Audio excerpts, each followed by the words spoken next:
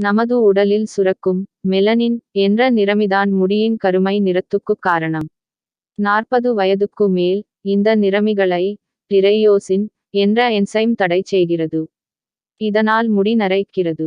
சிலருக்கு இளமையிலேயே நரைப்பதற்கு காரணம் தவறான உணவுப் பழக்கமும் மன அழுத்தமும் மற்றொரு காரணமாக உள்ளது. தொடர்ந்து ரசாயனம் கலந்த தரமற்ற தலைமுடி சாயத்தை பயன்படுத்தும் போது கூந்தல் வறண்டு போய் முடி உடைதல், உதிர்த்தல், பொடுகு, இளநரை ஏற்படும். வழுக்கை விழவும் வாய்ப்புகள் அதிகம். தொடர்ந்து ரசாயனம் கலந்த தரமற்ற ஹேர் டையை பயன்படுத்தும் போது கூந்தல் வறண்டு போய் முடி உடைதல், உதிர்த்தல், பொடுகு, இளநரை ஏற்படும்.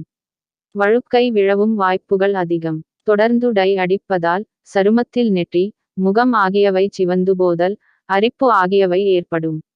மேலும் கண் எரிச்சல், கண் பார்வை மங்குதல், சருமத்தில் புற்றுநோய் போன்ற நோய்கள் வருவதற்கும் வாய்ப்புகள் அதிகம். நமது உடலில் தலை முதல் பாதம் வரை உள்ள சருமத்தில் துவாரம் இருக்கிறது.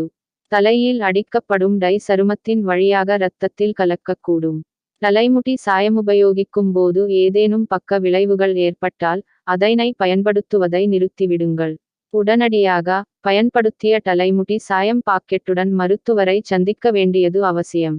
ஹேர் டை உபயோகிக்கும் போது ஏதேனும் பக்க விளைவுகள் ஏற்பட்டால் டை பயன்படுத்துவதை நிறுத்திவிடுங்கள். அலர்ஜியில் ஆரம்பித்து ஹார்மோன் சமச்சீரின்மை, புற்றுநோய் வரை ஆபத்து நேரலாம். எனவே இயற்கை முறையிலான டை வகைகளை பயன்படுத்தி நோய்களிலிருந்து பாதுகாத்துக் கொள்வது நன்மை பயக்கும்.